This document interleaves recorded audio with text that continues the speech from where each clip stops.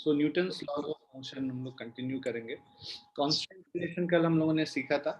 आज हम लोग कांस्टेंट रिलेशन पे ही क्वेश्चंस करेंगे, जो इंक्लाइन प्लेन वगैरह के और थोड़े और कॉम्प्लिकेटेड क्वेश्चंस, जिससे कि हमारा ये पूरा कांस्टेंट रिलेशन कंप्लीट हो जाए। So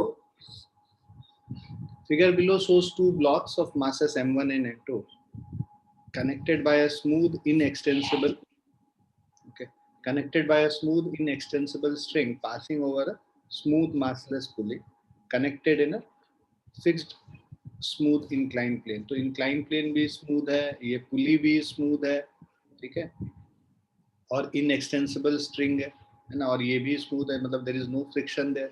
find expression of their accelerations and tension in strings, v is acceleration due to gravity.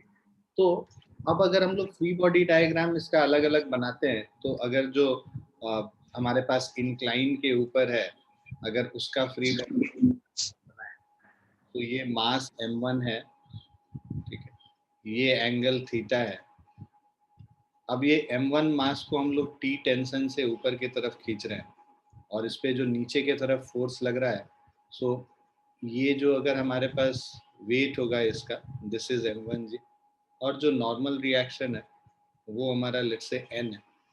तो m1g के दो कंपोनेंट होंगे, एक perpendicular to the incline plane, तो हम लोग इसको इसके अलोंग ये y एक्सिस और इसको x एक्सिस मान के हम लोग इसको कंपोनेंट्स फोर्स का निकालते हैं, एक इंक्लाइन के अलोंग और दूसरा इंक्लाइन के परपेंडिकुलर। तो इंक्लाइन के अलोंग जो m1 का कंपोनेंट लोगे, ये थीटा है, तो ये एंगल 90 माइनस थीटा होगा, तो ये जो कंपोनेंट होगा वो हो जाएगा m1g साइन थीटा। कई बार हम लोगों ने देखा है कि ये इंक्लाइन के अलोंग साइन कंपोनेंट होता है, और जो परपेंडिकुलर होता है वो कॉस कंपोनेंट होता है, तो ये m1g कॉस थीटा हो जाएगा, क्योंकि ये थीटा है, ये 90 माइनस थीटा है, और ये एंगल थीटा है, तो जिधर थीटा होता है वो कॉस कंपोनेंट होता है, तो m1g cos theta.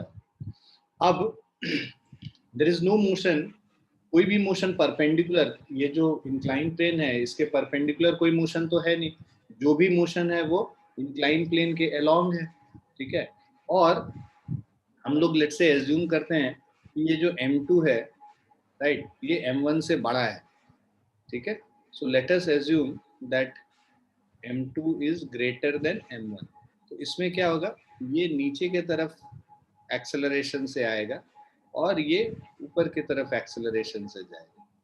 So because एक ही स्ट्रिंग से अटैच्ड है दोनों, है ना, तो ये जो स्ट्रिंग है, मान लो इसको हम लोग, ये डिस्टेंस जो है इससे, राइट, इससे डिस्टेंस इसका x1 है, और जो इसका जो डिस्टेंस है वो x2 है।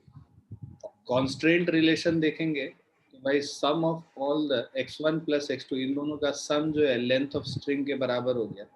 डबल डिफरेंशिएटिंग, अगर हम लोग double differentiating with respect to time कर देंगे,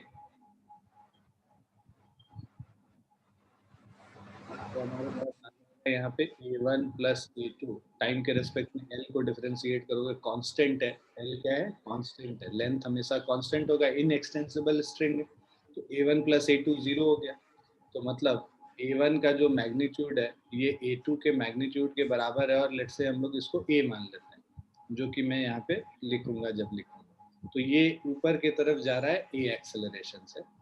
अब फ्री बॉडी डायग्राम m2 का बनाते हैं, तो इस पे नीचे की तरफ फोर्स लग रहा है m2g, ऊपर की तरफ टेंशन t है, और इसका जो एक्सेलरेशन है नीचे के डायरेक्शन में है, सो ये हो जाएगा m2g minus T is equal to m2a।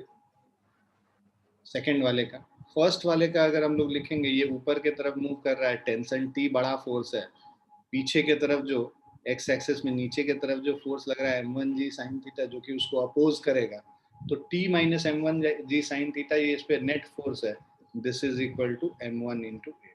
तो ये दो इक्वेशन है, इन दोनों इक्वेशन को सॉल्व करके हम लोग a और t का वैल्यू निकाल सकते हैं। तो अगर हम लोग को टेंशन t निकालना होगा, ठीक है, तो पहले a अगर हम लोग निकालना चाहे तो दोनों को ऐड कर देंगे, तो हम लोग t minus m1g sine theta is equal to m1a, और दूसरा है m2g minus t is equal to m2a। अब इन दोनों को ऐड कर दो, अगर इन दोनों इक्वेशन को ऐड करोगे plus T minus T cancel हो जाएगा, तो ये हमारा जो आता है m2g minus m1g sine theta is equal to m1 plus m2 into a हो जाएगा। तो अगर ए एक्सेलरेशन हम लोग को निकालना है, ये क्या हो जाएगा m2g minus m1g sine theta divided by m1 plus m2, ये एक्सेलरेशन ए हो जाएगा। ठीक है, एक्सेलरेशन निकालने के बाद टेंशन टी अगर हम लोग निकालते हैं, T is equal to m1a, मतलब कोई सा भी यूज कर लो, m2g माइनस m2a यूज कर लो या जो भी, तो ये सेकंड वाले इक्वेशन में सब्स्टिट्यूट करेंगे तो this is m2g minus m2a, a का वैल्यू हम लोग को पता है, इसको यूज करना है, तो t is equal to m2 into g minus a, m2 common ले लो, g माइनस ये पूरा m2g minus m1g sine theta divided by m1 plus m2, ये a का वैल्यू हम लोगों ने डाल दिया। ठीक है, सो इसका वैल्यू अगर हम लोग अंदर लेके जाएंगे, we'll get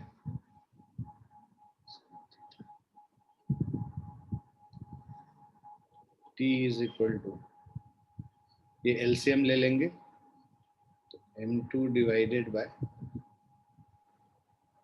m1 plus m2 g common है, अंदर जो होगा this will be m1 plus m2 minus m2 plus of m1, ये माइनस साइन अंदर जाएगा, माइनस m2 प्लस m1 हो गया, और ये m1 प्लस m2 को यहाँ ले जाके मल्टीप्लाई कर लेंगे, plus m2 minus m2 cancel हो गया, m1 m1 2 m1 हो गया, so tension t is equal to 2 times m1 m2g divided by m1 plus m2, ये हमारा नेट टेंशन है।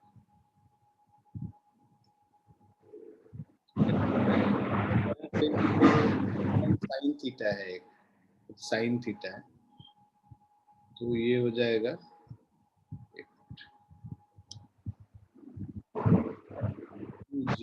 बाहर लेंगे, अंदर 1 प्लस साइन थीटा, ये साइन थीटा हम लोग भूल गए थे यहाँ, so m1 m2g into 1 plus sin theta divided by m1 plus m2।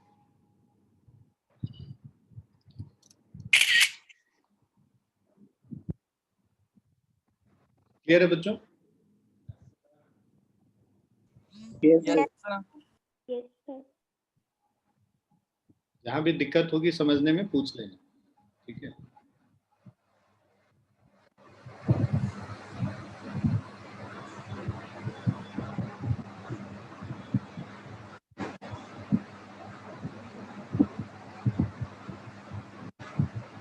नए बच्चे भी लग रहे हैं, ज्वाइन कर रहे हैं मेरे ख्याल से। अमन एक नया बच्चा है और खुशी नई बच्ची है। अमन आप न्यू ज्वाइनिंग है, नया ज्वाइन किया है आपने? Yes, sir. अच्छा, और क्या चीज की तैयारी कर रहे हैं आप? आईआईटी या नीट की तैयारी क्या चीज की कर रहे हैं? Need नीट की। अच्छा, और 11th क्लास में 10th क्लास में क्या परसेंटेज था आपका?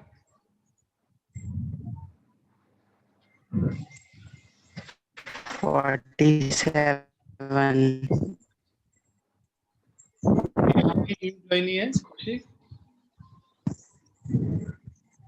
Yes sir. आप भी न्यू ज्वाइनिंग है, आप भी नया ज्वाइन किया है आपने? Yes sir. अच्छा, आप किस चीज की तैयारी कर रहे हैं, नीट या आईआईटी की? आईआईटी। अच्छा, और आपका परसेंटेज क्या था पिछले 10th क्लास में? सर 86%।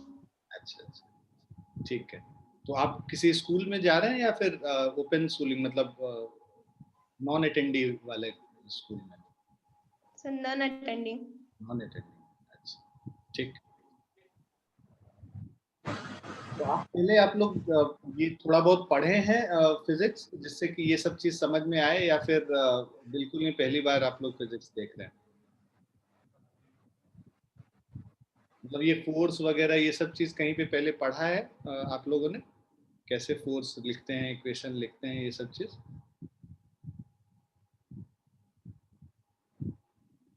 खुशी और अमन, आप दोनों को आ रहा है समझ में? सर थोड़ा थोड़ा। Yes, sir. अच्छा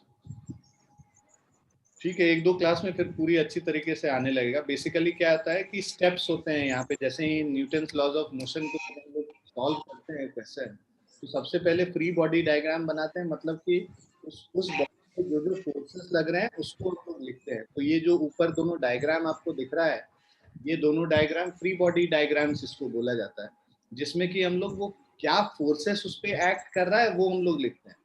उसके बाद फिर हम लोग उसके इक्वेशंस लिखते हैं, मतलब एक्स एक्सिस और वाई एक्सिस के अलॉन्ग। यहाँ पे हमने एक्स एक्सिस इधर लिया है, वाई इधर लिया है, और इसके लिए बेसिकली आपने एक्स एक्सिस इधर लिया है और वाई एक्सिस ऐसे लिया है, तो मतलब वर्टिकल डायरेक्शन में हम लोग फोर्स लिख रहे हैं, यहाँ पे इंक्लाइन के अलॉन्ग फोर्स लिख रहे हैं। और दोनों इक्वेशन को लिखकर, ये फर्स्ट और सेकंड दो इक्वेशन को लिखकर हम लोगों ने इसको सॉल्व किया और जो अननोन है उसको निकाल लिया। ठीक है, कांस्टेंट रिलेशन तो कल पिछली बार हम लोग, मैंने बताया ही था, सभी को बताया था, मेरे ख्याल से आप दोनों भी थे पिछली क्लास में।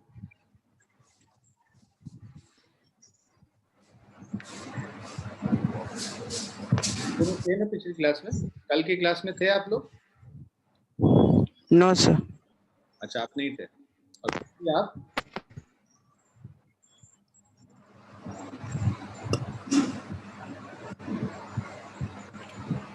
देखिए और समझने की कोशिश कीजिए, मेरे पुराने वीडियोस हैं यूट्यूब पे, उसको जाके देखिए, उससे भी आपको बहुत चीज सीखने को मिलेगा। सारे क्लासेस जो हम लोगों ने अभी तक लिए हैं वो सब क्लासेस यूट्यूब पे आपको मिल जाएगा।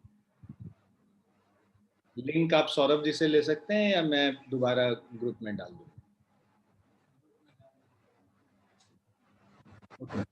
94th वाला ये क्वेश्चन देखिए, इसमें क्या है कि दोनों तरफ इंक्लाइन प्लेन है, मतलब एक वेज है जिसमें दोनों तरफ ही दोनों सरफेसेस इंक्लाइंड है किसी अलग अलग एंगल पे।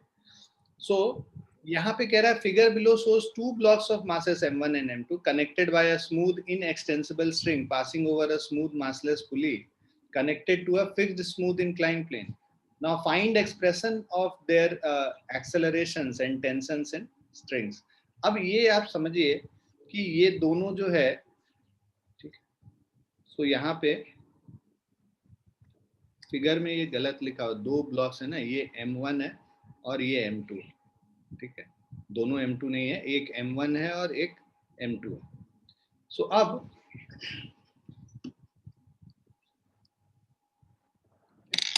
अब हम लोग फ्री बॉडी डायग्राम अगर बनाएं, देखो तुम चाहो तो कांस्टेंट रिलेशन लिख सकते हो, चाहो तो इसको स्किप भी कर सकते हो, क्योंकि ये साफ ही क्लियर है कि ये दोनों एक ही स्ट्रिंग से अटैच्ड है, इनएक्सटेंसिबल है, स्ट्रिंग को हम खींच नहीं सकते हैं, लंबा या छोटा नहीं कर सकते हैं, तो जितना ये मूव करेगा इधर उतना ही ये मूव करेगा।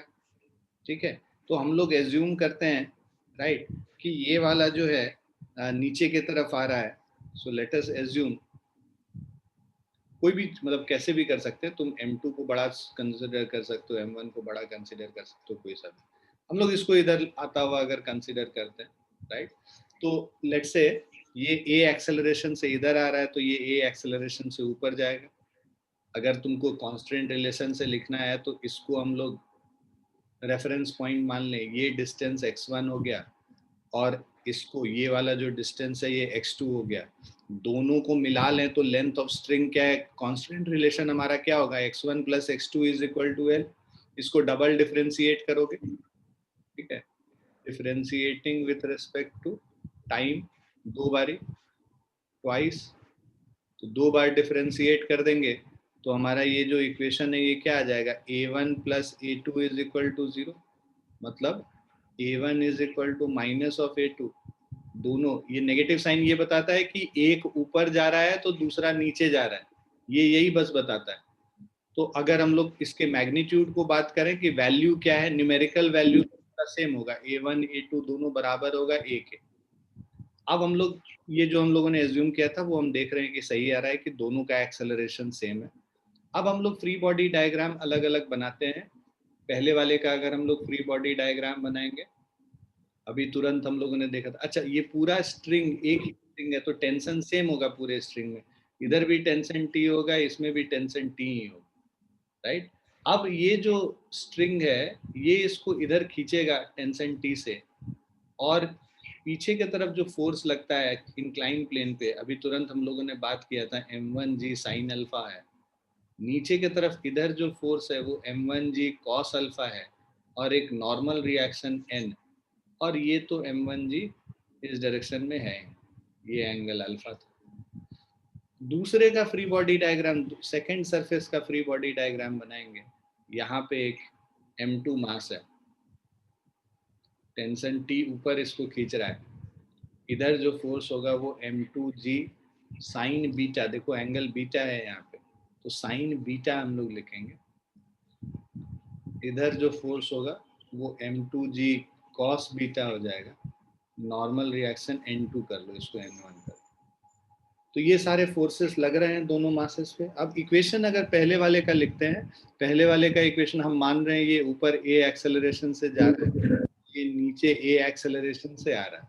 तो अब एक्सेलरेशंस हमें पता है, अगर ये ऊपर एक्सेलरेट कर रहा है मतलब टेंशन T बड़ा फोर्स है और नीचे वाला फोर्स छोटा है। भाई ऊपर जब ज्यादा बड़ा फोर्स होगा तभी तो उधर एक्सेलरेट कराएगा इस मास को। तो T टेंशन ऊपर इसको खींच रहा है, तो हमारा क्या हो जाएगा T minus m1g sine alpha. ऊपर टेंशन T, नीचे जो फोर्स लग रहा है वो m1g साइन अल्फा है, ये किसके बराबर हो गया, m1a के बराबर हो गया। और इधर अगर हम लोग दूसरे वाले, ये पहला इक्वेशन हो गया, दूसरे वाले पे देखें तो देखो नीचे वाला फोर्स इसको खींच रहा है ज्यादा फोर्स से, तभी ये नीचे एक्सेलरेट कर रहा है। तो m2g साइन बीटा जो है ये ज्यादा बड़ा फोर्स है, m2g साइन बीटा। ऊपर जो टेंशन लग रहा है minus T is equal to, ये क्या हो जाएगा m2a हो जाएगा। ये सेकेंड इक्वेशन हो गया हमारा। अब इनको सॉल्व करना है, देखो तो दोनों को ऐड कर दोगे, टेंशन अपने आप कैंसिल हो जाएगा, t minus m1g sine alpha is equal to m1a, और दूसरा है m2g sine beta minus of t is equal to m2a। दोनों को ऐड कर दो, ऐड करेंगे तो प्लस t और माइनस t कैंसिल हो गया, ये आ गया m2 minus, so m sine beta minus m1g sine alpha is equal to m1 plus m2 into a acceleration. So जो एक्सेलरेशन a का वैल्यू है ये हो जाएगा m2g sine beta minus m1g sine alpha divided by m1 plus m2, ये हमारा acceleration a होगा। जब एक्सेलरेशन निकल गया, हम लोग टेंशन t निकालना चाहते हैं। सो आप टेंशन T निकालना चाहते हैं, किसी में भी पुट कर लीजिए value. So T is equal to m1g sine alpha plus m1 into a, तो ये पूरा है हमारा m2g sine beta minus m1g sine alpha divided by m1 plus m2। So जो टेंशन T होगा दिस इज, इसको एलसीएम ले लो m1 प्लस m2 को, इसको m1 प्लस m2 को अगर हम एलसीएम लेते हैं, ये इधर मल्टीप्लाई हो जाएगा m1 square g sine alpha, m1 square g sine alpha plus m1 m2 g sine alpha minus plus of m1 m2 g sine beta, ठीक है। और एक और टर्म है minus m1 square g sine alpha, ठीक है। अब ये plus m1 square minus m1 square cut गया, tension T is equal to m1 m2g divided by m1 plus m2, और अंदर आ जाएगा sine alpha plus sign beta. Clear है बच्चों? Yes, sir. Yes, sir.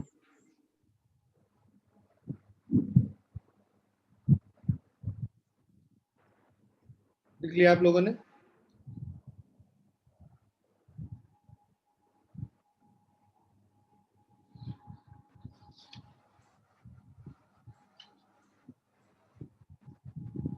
Next question पे चलते हैं। ये क्या कह रहा है? Constant force F is equal to mg/2 is applied on the block of A of mass m as shown in the figure. Mass of block B is small m. ठीक है,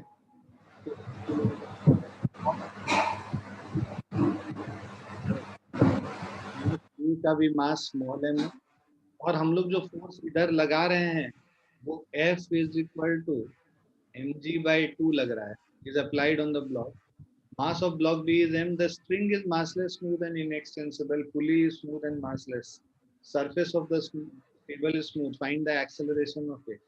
तो भाई समझो इसको थोड़ा।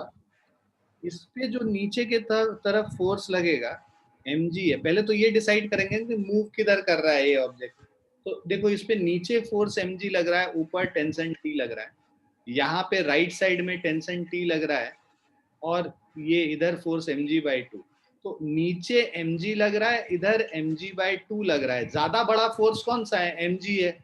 ज्यादा बड़ा फोर्स mg है, इसका मतलब अगर पूरे को सिस्टम मानते हैं तो देखो इसको ऊपर की तरफ जो फोर्स खींचेगा mg/2 से खींचेगा और नीचे की तरफ जो फोर्स इसको पुल कर रहा है वो mg, जो कि ग्रेविटेशनल पुल है। तो बिकॉज नीचे वाला जो ग्रेविटेशनल पुल है उसका वैल्यू बड़ा है, तो ये एक्सेलरेशन इधर नीचे के तरफ होगा और ये इधर एक्सेलरेट ए एक्सेलरेशन से करेगा। दोनों का एक्सेलरेशन सेम है क्योंकि एक ही स्ट्रिंग से अटैच्ड है।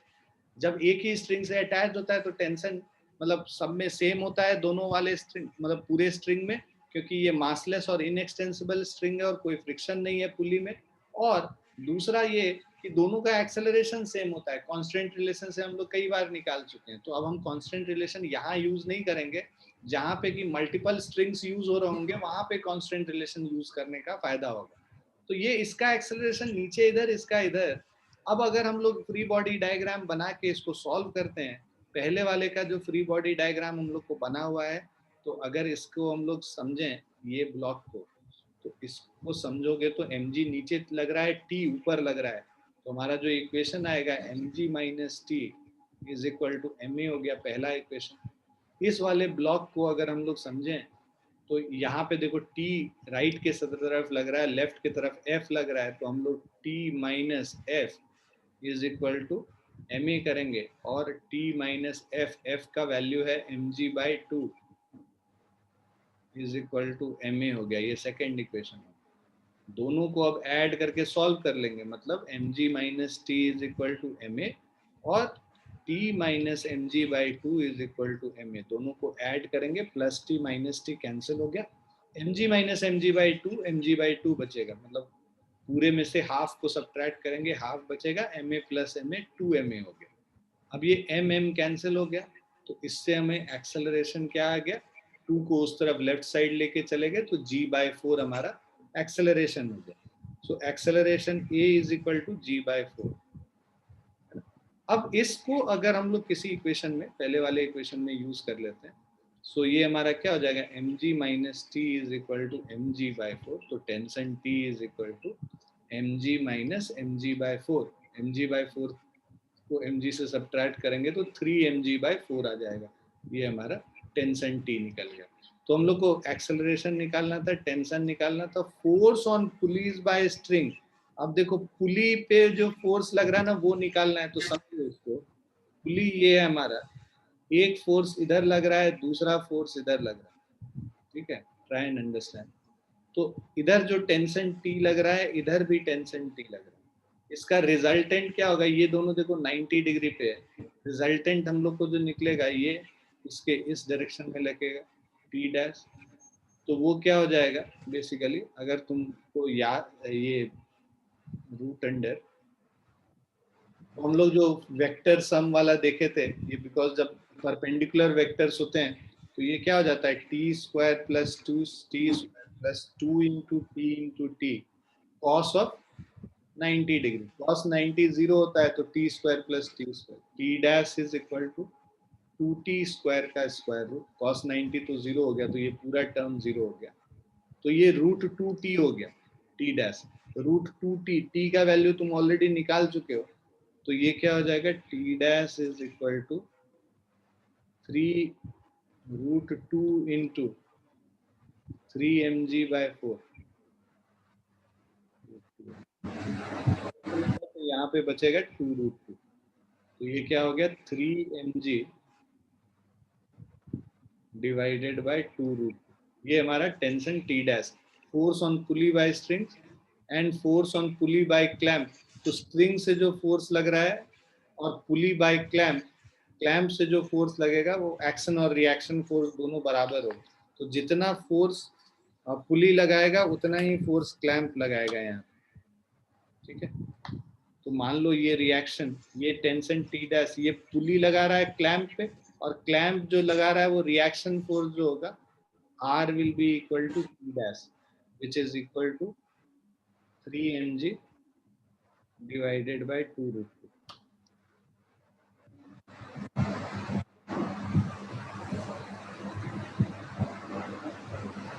फिर आप देखो थर्ड पार्ट और फोर्थ पार्ट आ गया समझ।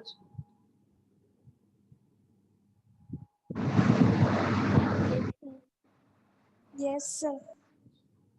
ठीक,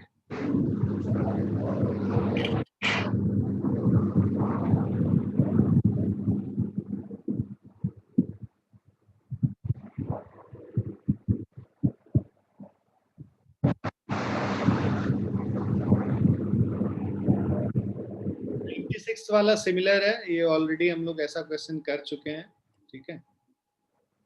ये क्वेश्चन देखते हैं, ये थोड़ा सा इंटरेस्टिंग लग रहा है। सो जो हम नहीं कर रहे हैं उसको ना स्नैपशॉट ले लेते हैं, जो छूटा हुआ रहेगा वो आप लोग अटेम्प्ट कर लीजिएगा। सो 97th क्वेश्चन देखें अगर, so in the arrangement shown in the figure what should be the mass of block A, ठीक है। हम लोग को ब्लॉक ए का मास निकालना है so that the system remains at rest. ये इक्विलिब्रियम वाले कंडीशंस आ गए। सिस्टम को रेस्ट पे रहना है, मतलब इक्विलिब्रियम कंडीशन है, जितना फोर्स मतलब ऑपोजिट डायरेक्शन में फोर्स जो एक दूसरे को बैलेंस करेगा तभी वो सिस्टम रेस्ट पे होगा। Also find the forces exerted by string on pulley Q, G is 10 metre पर सेकेंड स्क्वायर।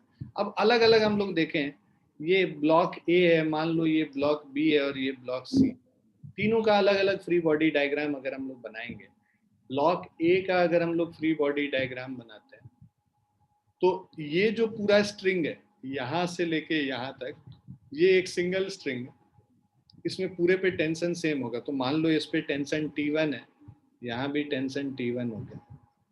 पुली के लिए देखेंगे तो टेंशन T1 इसको इधर पुल करेगा, ठीक है। उसके बाद फिर जो ये टेंशन यहाँ पे जो ब्लॉक पे एक फोर्स इधर लग रहा है, मान लो ये मास हम लोग को निकालना है, mg हो गया या m1g हो गया, इसका मास m2 है लेट से, और इसका मास m3 है।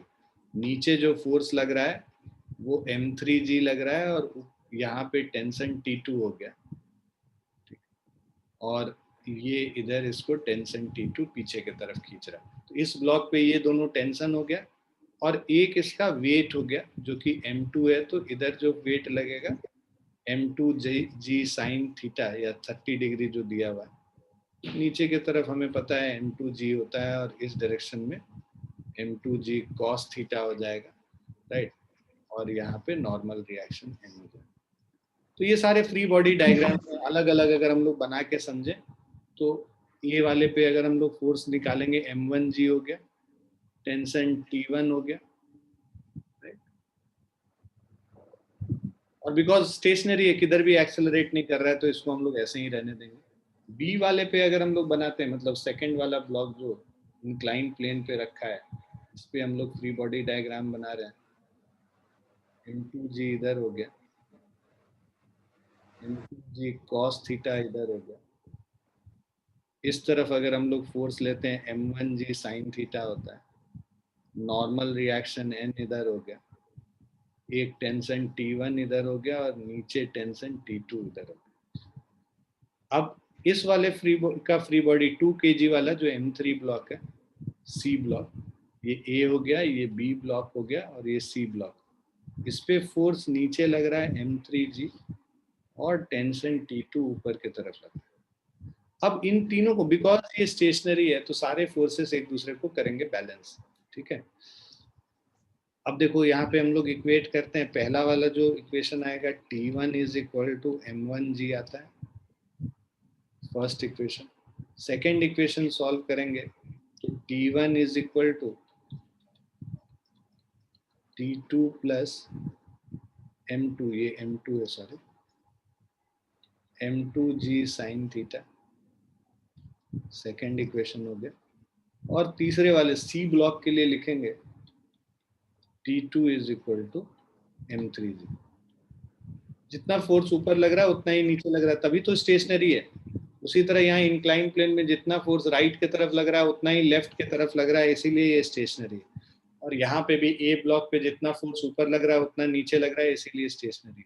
अब ये तीन फोर्सेस हैं, तीन इक्वेशन है हमारे पास, तीन अननोन है, T1 T2 और जो M1 है ये अननोन है। बाकी सब वैल्यूज दिए हुए, जो वैल्यूज दिए हुए हैं उसको हम लोग वैल्यू को पुट कर लेते हैं।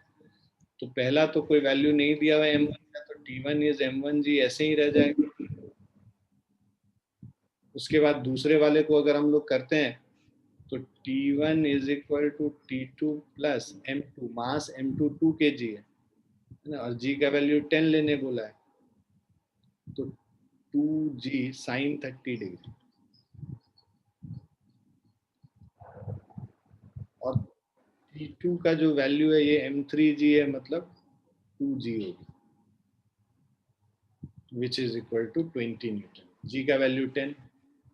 हम लोग क्या करते हैं, फोर्थ और फिफ्थ से T1 और T2 का वैल्यू फिफ्थ में डाल देते हैं, फोर्थ और सिक्स से। तो बाय इक्वेशन 4, 5 एंड 6 इनको सॉल्व कर रहे हैं।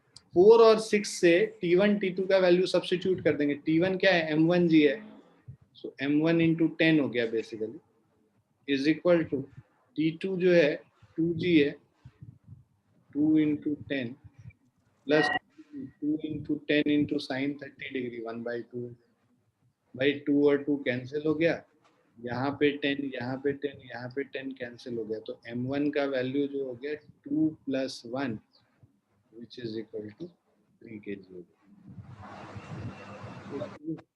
लग रहा है मास जो है इसका 3 kg हो गया। मास निकल गया। सेकंड पार्ट में कह रहा है force exerted by string on pulley Q। तो अब देखो इस पे जो फोर्स निकालना है Q वाले का फ्री बॉडी डायग्राम बना।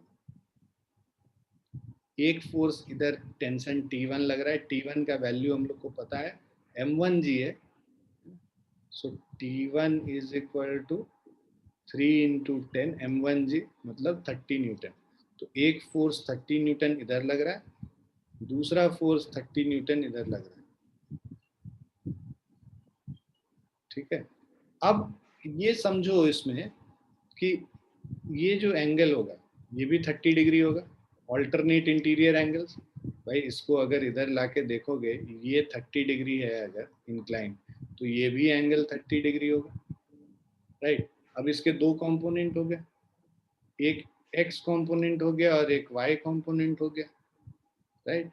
या फिर इसको पूरे को ऐसे आगे कर लो तो ज़्यादा बेटर होगा, सीधे फोर्स को हम लोग लिख पाएंगे।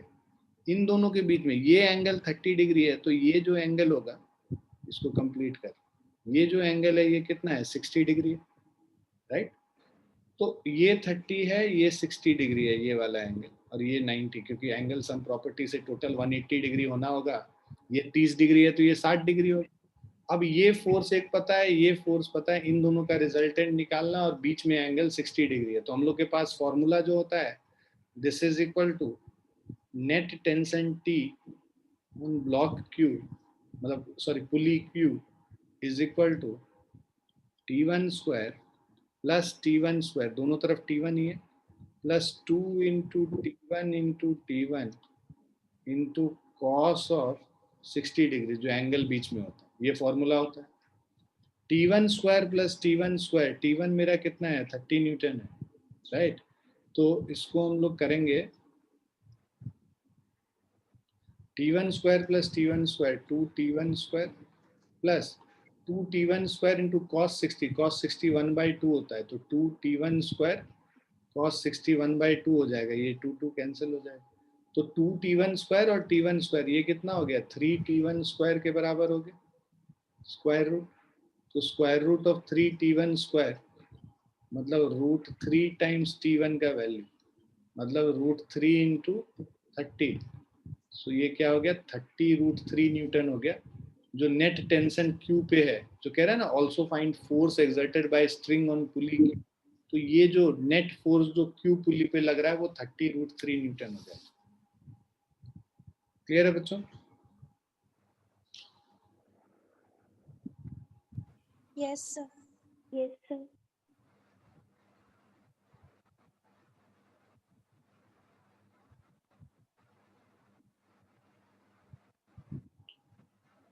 लिख लिया सभी ने?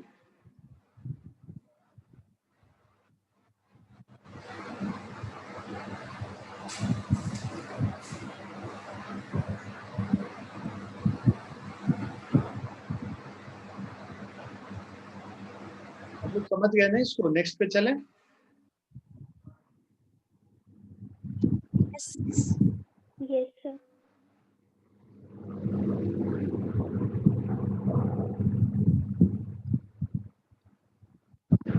Of the system shown in the figure, the pulleys are light and frictionless. मान लो जैसे क्वेश्चन जो आएंगे इस तरीके के, 4 ऑप्शंस रहते हैं हमारे पास। तो भाई एग्जांपल ये 98 कह रहा है, system shown in figure the pulley are light and frictionless, the tension in the string will be. ठीक है, तो हम लोग को टेंशन स्ट्रिंग पे निकालना है, राइट। हम लोग एक बारी को ये एज्यूम करते हैं, बिकॉज ये देखो ये तो स्टेशनरी हॉरिजॉन्टल रखा हुआ, अपने आप तो मूव करेगा नहीं, यहाँ पे ये इंक्लाइन पे रखा है ना, और ये पुली फ्रिक्शनलेस है, और यहाँ पे भी कोई फ्रिक्शन का मेंशन नहीं है, तो हम फ्रिक्शनलेस ही मानेंगे। ये नीचे के तरफ इधर एक्सेलरेशन ए से आएगा, बिकॉज ये जो स्ट्रिंग अटैच्ड है, पूरे में जो स्ट्रिंग है एक ही स्ट्रिंग है अटैच्ड, और इनएक्सटेंसिबल स्ट्रिंग है, स्ट्रिंग को हम एक्सटेंड नहीं कर सकते। तो जितना ये नीचे जाएगा उतना ही ये लेफ्ट को जाएगा, तो एक्सेलरेशन अगर जितना नीचे की तरफ ए है तो इधर एक्सेलरेशन ए सेम ही होगा, है ना। आप निकाल के भी देख सकते हो, x1 प्लस ये लेंथ तो कांस्टेंट ही है, प्लस x2, तो x1 प्लस x2 कांस्टेंट हो गया, और उसको हम लोग डिफरेंशिएट करेंगे तो ये जो एक्सेलरेशन है इसका जो एक्सेलरेशन है सेम होगा एक्सेलरेशन। अब इस पे फ्री बॉडी डायग्राम अगर देखोगे इंक्लाइन प्लेन वाले का, तो इंक्लाइन प्लेन वाले का फ्री बॉडी डायग्राम अगर हम बनाएंगे, इस पे नीचे की तरफ फोर्स लग रहा है mg sin थीटा, इधर फोर्स लग रहा है mg cos थीटा। इसको बेसिकली हमने mg को 2 पार्ट में ब्रेक करके किया है, ये एंगल थीटा, और एक नॉर्मल रिएक्शन हो गया n1 कर लीजिए, और इस पे टेंशन T इधर लग रहा है। अब ये जो ग्राउंड पे रखा हुआ है मास ब्लॉक हॉरिजॉन्टली जो रखा हुआ है, इसका इधर फोर्स होगा mg, ऊपर होगा नॉर्मल रिएक्शन इनटू और टेंशन T, और बिकॉज ये पूरा स्ट्रिंग सेम है तो दोनों पूरे पे टेंशन सेम होगा, जितना टेंशन T यहाँ पे है उतना ही टेंशन T यहाँ पे, और इसका एक्सेलरेशन इस तरफ हो। अब इसका फ्री बॉडी डायग्राम बनाओगे स्ट्रिंग वाले का, तो हमें पता है mg sin थीटा, नीचे जो फोर्स लग रहा है वो बड़ा फोर्स होगा क्योंकि नीचे की तरफ मूव कर रहा है, mg sin थीटा minus T is equal to ma, और यहाँ पे t is equal to ma लिखेंगे। एक ही फोर्स लग रहा है लेफ्ट साइड में टेंशन, और मास ए, मास इनटू एक्सेलरेशन, वो टेंशन टी हो जाएगा। अब ये मेरा पास पहला इक्वेशन, ये हमारा दूसरा equation, T is equal to M A, इसमें सब्स्टिट्यूट कर देंगे तो ये क्या हो जाएगा, M ji sine theta minus of M A is equal to M A, minus M A इधर लाके प्लस कर लेंगे, तो M ji sine theta is equal to 2 ma, M और एम कैंसिल हो गया, ए का वैल्यू निकालना है तो ये क्या हो गया, g sine theta by 2, tension T M A के बराबर है तो एम जी साइन थीटा अपॉन 2, ये टेंशन टी हो गया, तो हाफ एम जी साइन थीटा, ये बेसिकली ऑप्शन 3 इसका राइट आंसर। क्लियर है बच्चों? Yes, sir.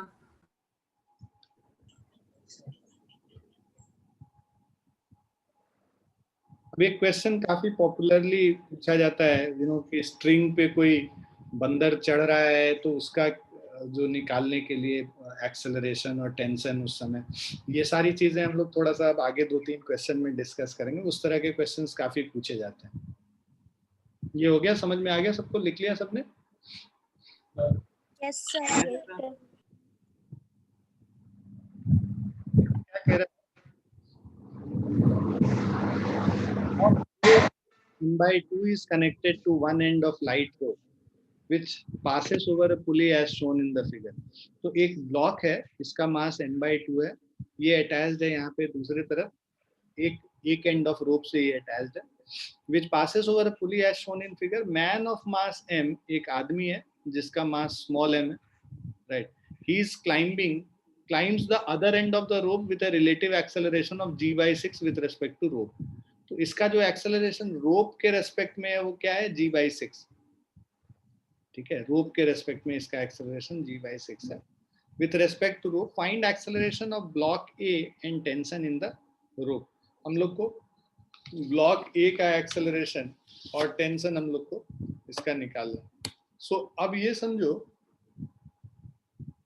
ठीक है, हम लोग एज्यूम करते हैं कि ये बिकॉज इसका मास कैपिटल एम जो है ज्यादा है ना, इसका ज्यादा मास है, इसका कम मास है, हम एज्यूम करते हैं, हो सकता है कि गलत भी हो, है ना, हम लोग एज्यूम करते हैं. तो अगर हम लोग का जो डायरेक्शन जो एज्यूम किए हैं वो गलत होगा ना, तो वो नेगेटिव में आंसर आ जाएगा. तो वो ये बताएगा कि मान लो हम लोग को a-6 आ गया, मतलब हम लोग a+6 इधर कंसिडर कर रहे हैं तो -6 नीचे के तरफ है. तो डायरेक्शन से कुछ ज्यादा फर्क नहीं पड़ता है, पॉजिटिव नेगेटिव के हिसाब से हम लोग उसको कर लेते हैं अरेंज. और ये मान लो नीचे आ रहा है ये एक्सेलरेशन, ठीक है. सो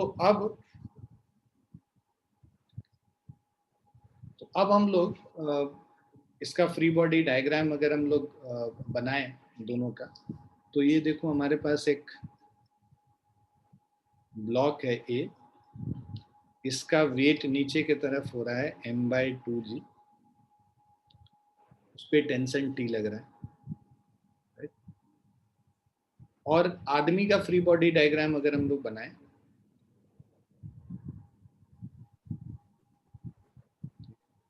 रोप इसको ऊपर की तरफ पुल कर रहा है T टेंशन से, है ना, इसका खुद का वेट है mg नीचे, राइट. और ये एक्सेलरेट कर रहा है g/6 से ऊपर रोप के रेस्पेक्ट, ठीक है. और रोप नीचे एक्सेलरेशन a से आ रहा है, ठीक है.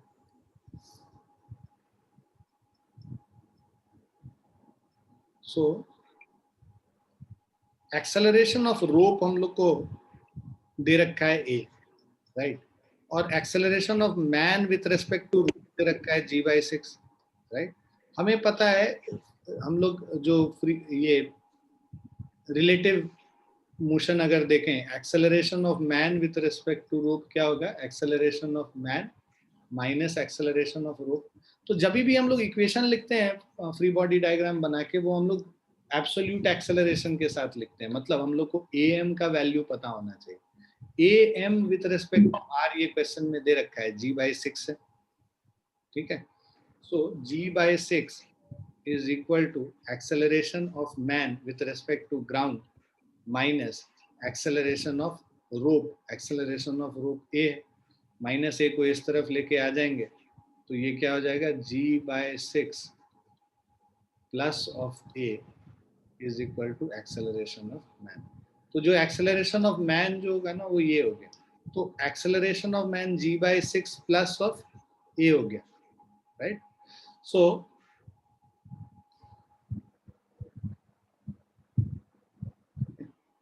अच्छा, अब हम लोग क्या है कि इसको पॉजिटिव लिख रहे हैं, g/6 जो है पॉजिटिव ले रहे हैं, तो ये जो एक्सेलरेशन है ये नेगेटिव एक्सेलरेशन मानेंगे, डायरेक्शन हम लोग को वैसे कंसीडर करना पड़ेगा, राइट.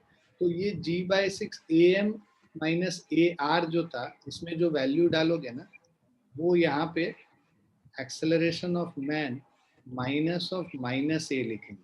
माइनस ए इसीलिए क्योंकि ऊपर वाले एक्सेलरेशन को हम पॉजिटिव डायरेक्शन ले रहे हैं, तो नीचे वाले जो एक्सेलरेशन है इसको हम लोग को नेगेटिव साइन देना पड़ेगा.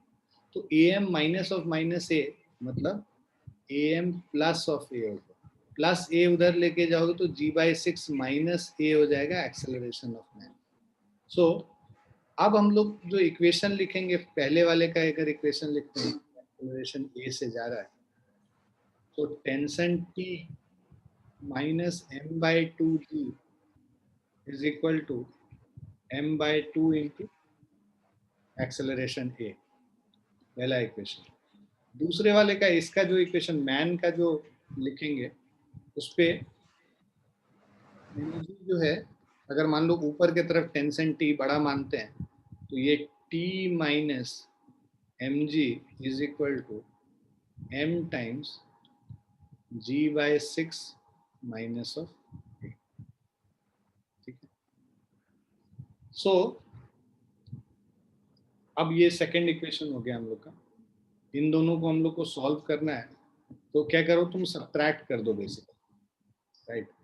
तो फर्स्ट इक्वेशन से सेकेंड इक्वेशन को अगर सब्ट्रैक्ट करेंगे, साइन ऑपोजिट हो जाएगा, plus T minus T cancel हो गया, तो इससे हमारा आ गया minus m/2g plus mg, mg minus m/2g, m/2g बचा, और यहाँ पे माइनस साइन है, मतलब minus mg/6 m/2a minus mg/6 plus of ma, तो m/2a और प्लस ऑफ ma 3m/2a हो जाएगा। सो m/2g is equal to m/2a 3m/2a minus of mg/6। m को कैंसिल कर दो सब में से, राइट। तो अब ये हमारे पास जो इक्वेशन है, ये 3/2a is equal to g plus g/6 कर लेंगे, माइनस g/6 को राइट साइड लेफ्ट साइड लेके चले गए, तो ये हमारा हो जाएगा 7g/6। तो acceleration a is equal to 7g/6 into 2/3, 14 तो ये 2 3 हो गया, मतलब 7/9g हो जाएगा एक्सेलरेशन। तो इसका जो एक्सेलरेशन है वो 7/9g हो गया।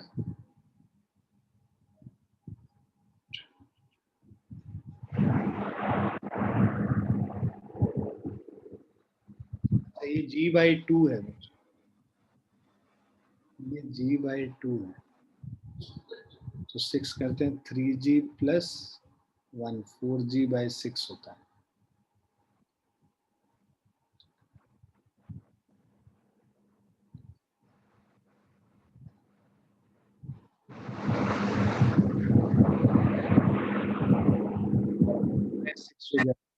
इसको कैंसिल करेंगे तो 2g/3 हो गया, तो इधर लिख दे रहे हैं।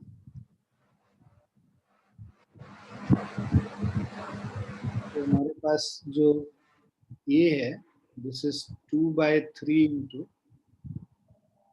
2g/3 4g/9। टेंशन टी अगर हम लोग इसको सॉल्व करते हैं पहले वाले इक्वेशन को, तो m/2g plus m/2 into A, मतलब 4g/9। So tension T is equal to 2mg और mg, ये 9 18 ले लेते हैं एलसीएम, तो 9mg प्लस 2mg है और तो 4mg। So tension T is equal to 13mg/18 हो गया। ठीक है, ये सबको क्लियर है?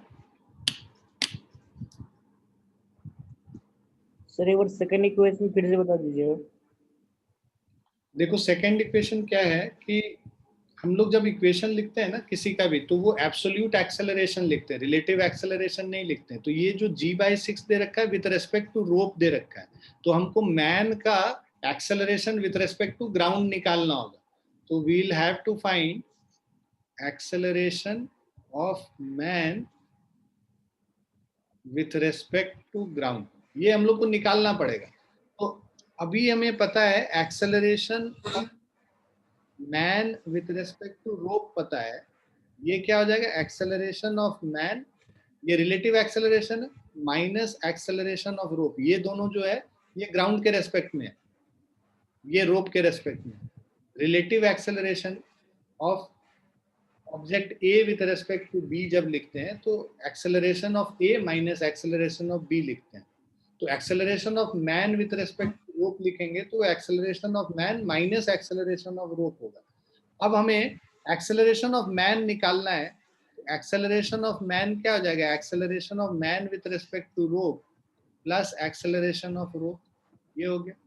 अब acceleration of man is equal to, acceleration of man का रोप के रेस्पेक्ट में क्या है, ऊपर के तरफ g/6 है, मान लो प्लस g/6 इसको मान लेते हैं, और एक्सेलरेशन ऑफ रोप, रोप क्या है, ये ऊपर के तरफ जा रहा है a एक्सेलरेशन से, मतलब रोप इधर a एक्सेलरेशन से नीचे आ रहा था, तो ये रोप अगर a एक्सेलरेशन से नीचे आ रहा था, एक्सेलरेशन ऑफ रोप जो है माइनस ऑफ a हो जाएगा, नेगेटिव डायरेक्शन होगा क्योंकि g/6 को ऊपर पॉजिटिव लिए हैं तो a नेगेटिव हो जाएगा, इसीलिए माइनस a लिए।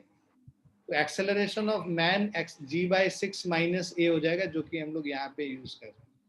अब अगर हम लोग फ्री बॉडी डायग्राम जब इसका लिखते हैं तो ये क्या हो जाएगा, नेट, इसको ये देखो, इस पे जो इसका टोटल एक्सेलरेशन है अब आदमी का, वो g/6 माइनस a हो गया।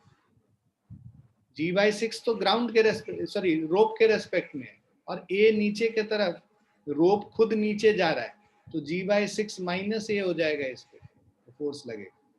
ठीक है, तो एक्सेलरेशन ऑफ मैन जब लिखेंगे g/6 माइनस a, अब मैन का फ्री बॉडी डायग्राम बनाते हैं, mg फोर्स नीचे लग रहा है, t फोर्स ऊपर लग रहा है, तो ऊपर वाला फोर्स माइनस नीचे वाला force is equal to mass into जो ये टोटल एक्सेलरेशन है आदमी का ग्राउंड के रेस्पेक्ट में, वो लिखते हैं। तो उससे ये सेकंड वाला इक्वेशन आया। ये रही।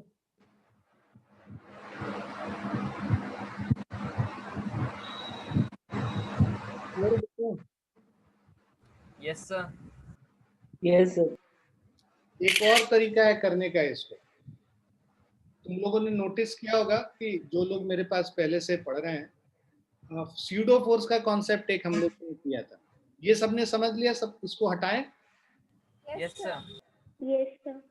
स्यूडो फोर्स का कॉन्सेप्ट क्या कहता है, ये जो आदमी है ये एक ऐसे ऑब्जेक्ट पे खड़ा है जो ऑब्जेक्ट खुद ही एक्सेलरेट कर रहा है, मतलब रोप खुद एक्सेलरेट कर रहा है, किधर एक्सेलरेट कर रहा है, रोप ए एक्सेलरेशन, नीचे एक्सेलरेट कर रहा है रोप, मतलब जिस ऑब्जेक्ट पे वो खड़ा है वो खुद ए एक्सेलरेशन से नीचे जा रहा है। तो अगर इस आदमी का हम लोग फ्री बॉडी डायग्राम बनाते हैं तो इसका मास हो गया नीचे mg, टेंशन T हो गया ऊपर, और ये जो g/6 एक्सेलरेशन से जा रहा है ऊपर, मान लो, अब इस पे बिकॉज ये रोप जहां पे है वो नीचे एक्सेलरेट कर रहा है, तो स्यूडो फोर्स किधर लगेगा, ऊपर के तरफ लगेगा ma, इधर एक्सेलरेशन होता है ऑब्जेक्ट का, उसके ऑपोजिट साइड स्यूडो फोर्स लगता है, तो जिस रोप पे वो चढ़ रहा है वो रोप नीचे एक्सेलरेट कर रहा है ए एक्सेलरेशन से, तो स्यूडो फोर्स उस आदमी पे किधर लगेगा, ma ऊपर। ये स्यूडो फोर्स के बारे में सबको समझ में आया कैसे ऊपर की तरफ लग रहा है। Yes sir. अब हम Yes, लोग sir. बस सीधे इक्वेशन लिख लेते हैं, अब हमें कोई रिलेटिव करने की जरूरत नहीं है, हम लोग इक्वेशन लिखेंगे, ऊपर के तरफ फोर्स है ma प्लस टी, नीचे के तरफ फोर्स है mg, ma plus T minus mg is equal to mg/6। ठीक है, तो अब हम लोग क्या लिखते हैं इक्वेशन, सबको अगर एक तरफ लेके जाओ तो ये हमारा हो जाएगा mg माइनस टी, इन दोनों को राइट साइड में मूव कर दिया और mg/6 को इधर ले आए, तो ये क्या हो गया, ma माइनस mg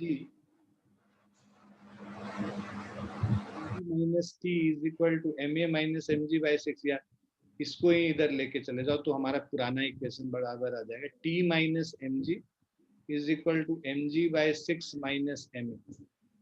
यही हमारे पास इक्वेशन था ना, t minus mg is equal to m times g/6 minus a, दूसरा इक्वेशन यही था ना हमारा। Yes sir. तो ये स्यूडो फोर्स से डायरेक्टली आपको आ गया।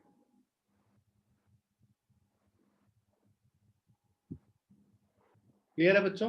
सर यहाँ पे रिलेटिव एक्सेलरेशन यूज करते हैं।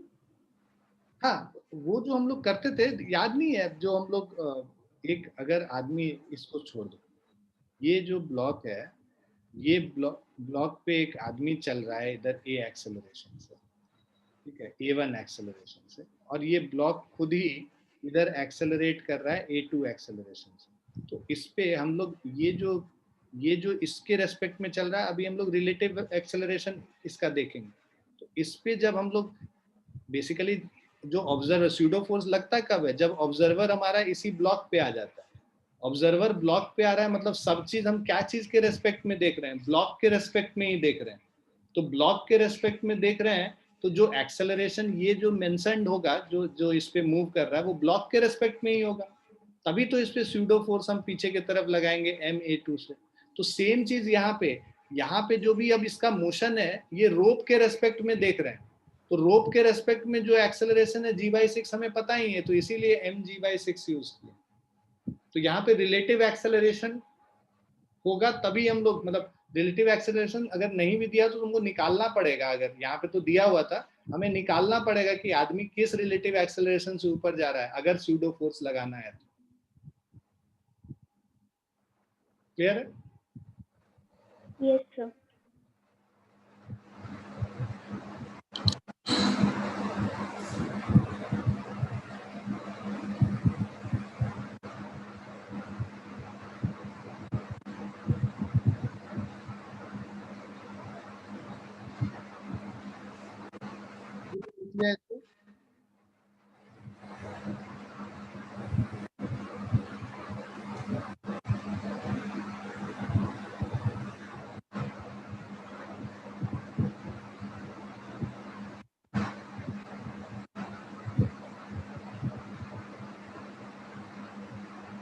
और इम्पोर्टेंट क्वेश्चन है, इसको फटाफट करते हैं।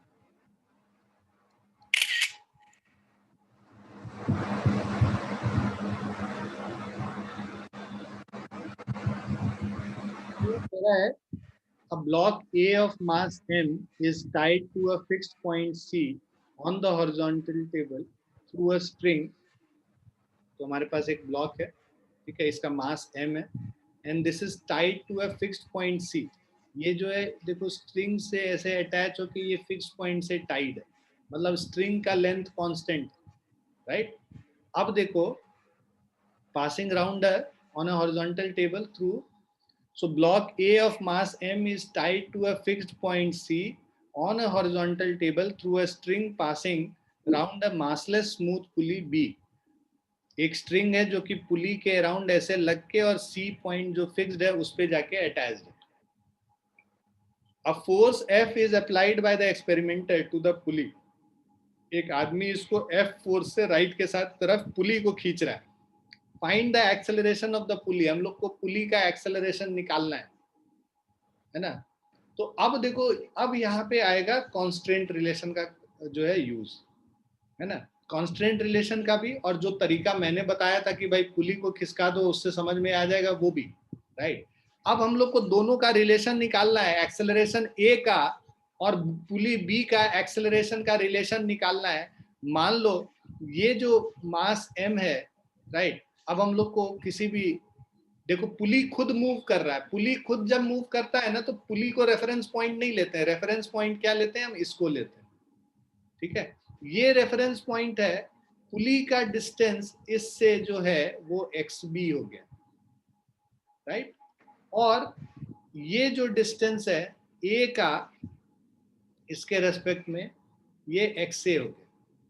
अब अगर हम लोग को लेंथ निकला है, ये वाला जो पोर्शन लिखोगे, ये जो के बराबर होगा xb माइनस xa के बराबर हो जाएगा ये लेंथ। क्लियर है बच्चों? Yes sir. अब हम लेंथ ऑफ स्ट्रिंग जब लिखेंगे, length of string, let length of string is equal to L है, ये कांस्टेंट है। तो जब लेंथ ऑफ स्ट्रिंग एल जो है ये कांस्टेंट है, तो हम लोग का कांस्टेंट रिलेशन जो होगा,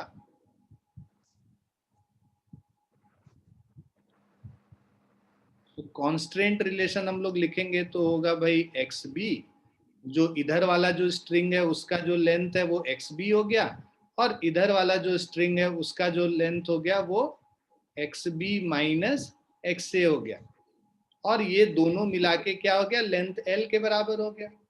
अब हम लोग इसको लिख सकते हैं twice of X B minus of X A is equal to L. भाई एक्स बी और एक्स बी को जोड़ देंगे, ट्वाइस ऑफ एक्स बी हो गया।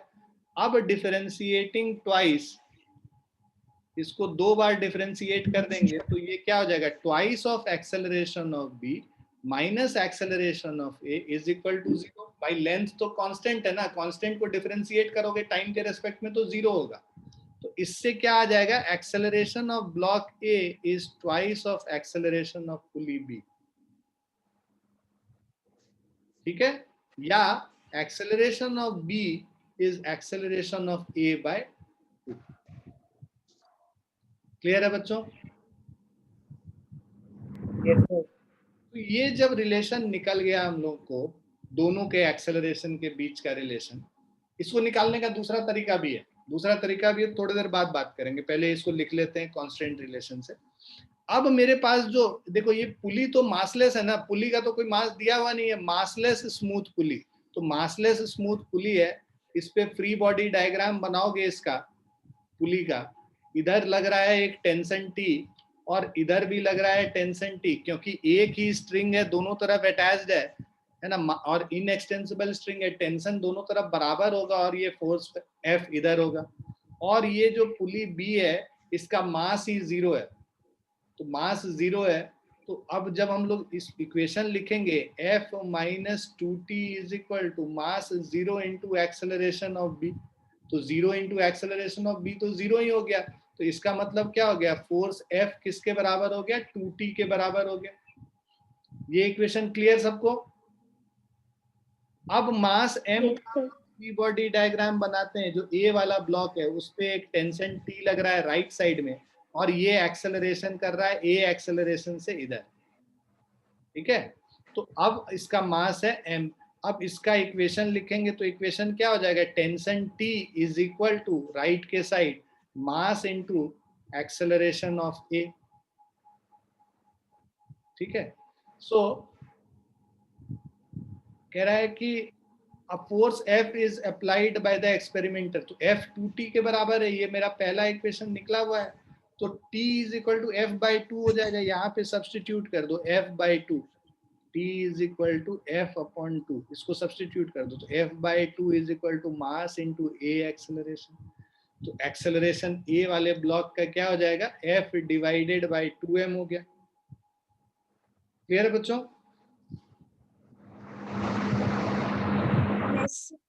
Acceleration F by 2m A वाले ब्लॉक का हो गया। पुली का एक्सेलरेशन निकालना होगा तो ये क्या है, एक्सेलरेशन ऑफ A by 2, मतलब acceleration of pulley AB is equal to F by 4m हो गया, इसका हाफ हो गया।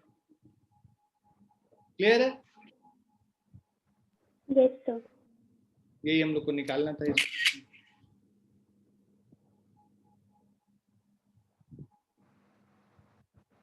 जिनको कॉन्स्ट्रेंट रिलेशन नहीं समझ में आया उनके लिए एक और तरीका है मेरे पास, ये हम थोड़ी देर में बताएंगे, अभी तुरंत, मतलब इसको लिख लिया सबने?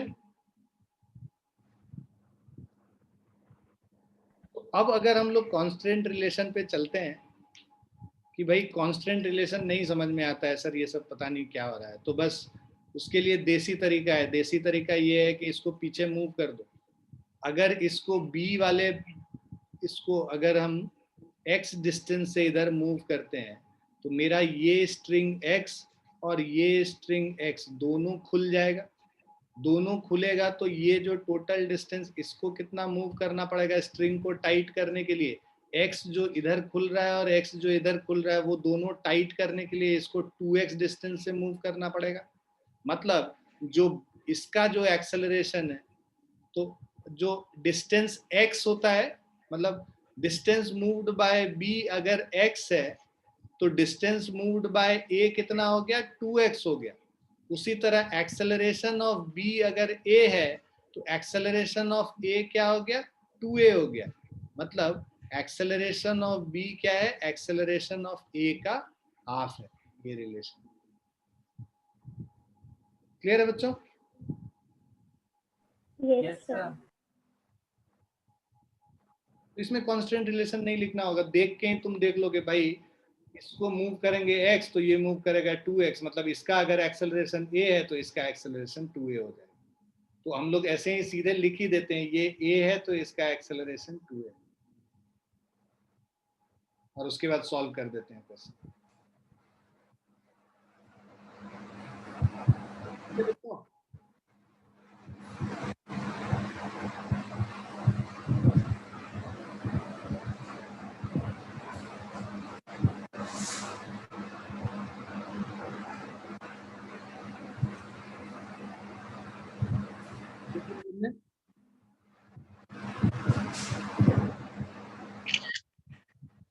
देखो सिमिलर काइंड ऑफ क्वेश्चन है ना। तो अब अगर हम लोग इसको समझें कांस्टेंट रिलेशन लिख के, पहले बिना कांस्टेंट रिलेशन लिखे समझते हैं। ये जो है अगर x डिस्टेंस से ऊपर जाएगा, ठीक है, तो ये इसको कितने डिस्टेंस से इधर जाना पड़ेगा, 2x डिस्टेंस से इधर जाना पड़ेगा, राइट? क्योंकि इधर भी स्ट्रिंग खुला है x और इधर भी स्ट्रिंग खुला है x, दोनों स्ट्रिंग को टाइट करने के लिए इसको 2x मूव करना पड़ेगा। मतलब अगर इसका एक्सेलरेशन a नीचे है तो इसका एक्सेलरेशन 2a इधर होगा, ठीक है। ये तो हो गया उसको। अब हम लोग इसको कर लेते हैं कांस्टेंट वाले रिलेशन से। कांस्टेंट वाले रिलेशन से देखो ये हमारा फिक्स्ड पोजीशन, ठीक है। तो ये जो फिक्स्ड पोजीशन है आप इसको मान लो ये रेफरेंस मान लो, ये वाला पुली रेफरेंस। इस वाले पुली से का भी डिस्टेंस निकालना है, इस वाले पुली से इसका जो डिस्टेंस हो गया x से हो गया। ये जो है ना ये कांस्टेंट कुछ मान लो c डिस्टेंस है जो कि हमेशा कांस्टेंट रहेगा, ये तो चेंज करेगा नहीं, चाहे पुली जहाँ पे भी जाएगा ये डिस्टेंस कांस्टेंट ही रहेगा, ये यहाँ से लेके यहाँ तक जो स्ट्रिंग का। उसके अलावा ये जो डिस्टेंस होगा इस पुली से, जो इसका जो डिस्टेंस है वो xb हो गया, और ये भी जो हो गया ये xb हो गया, ठीक। टोटल जो स्ट्रिंग का लेंथ हो जाएगा x से plus xb plus xb plus xc, मतलब ये c is equal to length है। c को भी इधर ले आओ क्योंकि ये भी कांस्टेंट है, चेंज कर रहा है x से, plus twice of xb is equal to l minus c, जो कि एक कांस्टेंट वैल्यू। डबल डिफरेंशिएट कर देंगे तो हो जाएगा acceleration of a plus twice of acceleration of b is 0। सो मतलब acceleration of a is minus of twice of acceleration of b। तो ये बिकॉज हम लोग को बस मैग्नीट्यूड लेना होता है तो हम लोग सीधे बोल सकते हैं acceleration of a is equal to twice of acceleration of b। तो मतलब अगर इसका एक्सेलरेशन a है तो इसका एक्सेलरेशन 2a होगा, ठीक है। So if acceleration of block b is equal to a, then acceleration of block a is equal to 2a। ये रिलेशन हम लोग को वैसे भी आया था जो बिना कांस्टेंट रिलेशन लिखे किए थे, है ना बच्चों। अब बस फटाफट इक्वेशन लिखते हैं और इसको सॉल्व करते हैं। सो कह रहा है देखो, consider a system of two blocks a and b connected together with an inextensible string if mass of block a is m, मतलब इसका मास m है, ब्लॉक b is 5m, इसका मास 5 times मास m, ठीक है। Then find their acceleration and tension in string. तो acceleration और tension निकालना है। मान लो यहाँ पे टेंशन हो गया t, तो इस वाले पे टेंशन इधर भी देखो, इसका टेंशन मान लो t1 है, इसका टेंशन t2 है, ठीक है। तो ये इधर भी टेंशन T2 हो जाएगा। अब हम लोग इक्वेशन लिखते हैं ब्लॉक B का। अगर हम लोग लिखेंगे ब्लॉक B का लिखते हैं, इस पे नीचे फोर्स लग रहा है जो इसका मास 5m है, 5mg लगेगा, ऊपर टेंशन T1 है, ठीक है। एक्सेलरेशन इसका a नीचे, इक्वेशन लिखेंगे नीचे की तरफ 5mg minus T1 is 5m into a। ये वाला जो ब्लॉक ए वाला ब्लॉक है उसका अगर हम लोग इक्वेशन लिखते हैं, इस पे राइट के तरफ फोर्स लग रहा है, एक टेंशन T2 लग रहा है, नीचे के तरफ जो है एक फोर्स लग रहा है mg, ऊपर नॉर्मल रिएक्शन n लग रहा है। और अगर हम लोग इस वाले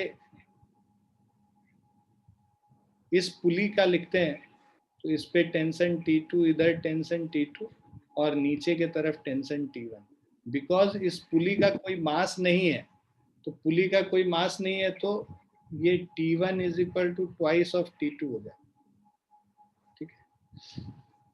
ये एक इक्वेशन हो गया, पहला इक्वेशन ये हो गया, दूसरा इक्वेशन ये हो गया, राइट।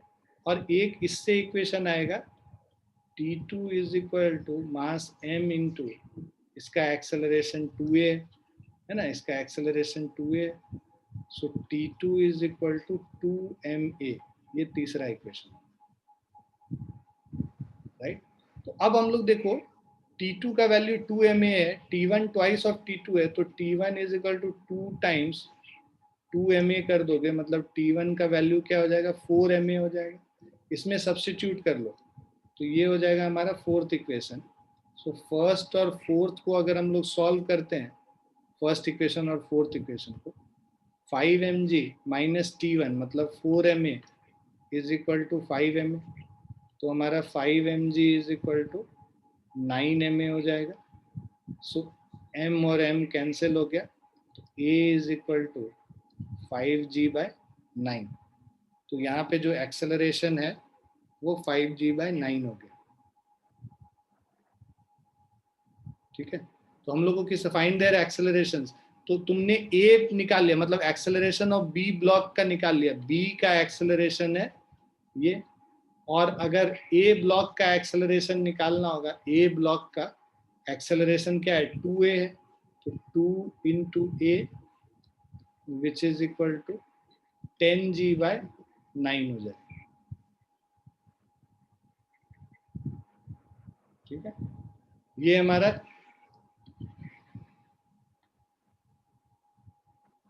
टेन g/9, ये हमारा एक्सेलरेशन निकल गया ए ब्लॉक, ठीक है। ये acceleration of B block, clear है बच्चों?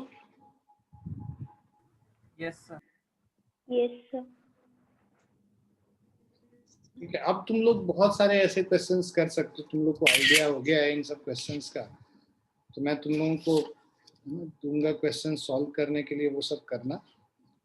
अगली क्लास में एक आध और चीजें रह गई हैं, छोटी छोटी चीजें, वो 2-3 क्वेश्चंस और कर लेंगे तो हमारा ये खत्म हो जाएगा।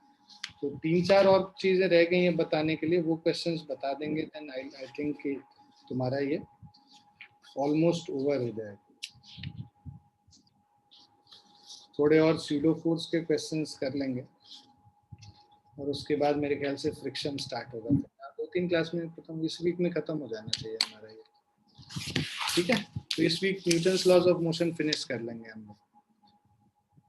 समझ में आ रहा है तुम लोग को, सबको मजा आ रहा है? अब थोड़ा ज्यादा इंटरेस्ट आ रहा होगा, चीजें समझ में ज्यादा बेटर आ रही होंगी, Yes, sir. Yes, sir. है ना। Yes, sir. और 1-2 क्लास लेने दो हमको, उसके बाद हम तुमको बोलेंगे एचसी वर्मा करने, अभी मत करना, क्योंकि बहुत सारे उसमें क्वेश्चंस हैं जो अभी हम लोग नहीं डील किए हैं। तो अगले 2 क्लास में उन क्वेश्चंस को भी डील कर लेंगे, तो फिर तुमको आइडिया हो जाएगा कि किस तरह से सारे क्वेश्चंस को अप्रोच करें, फिर तुम लोग पूरा एचसी वर्मा लगा सकते हो पूरा एक लाइन से, ठीक है।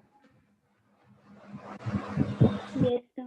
ठीक है बेटा, चलो bye and take care, thank you, Thank you, sir. Thank you, sir. Thank you, sir. Thank you, sir. Bye bye, take care, thank you.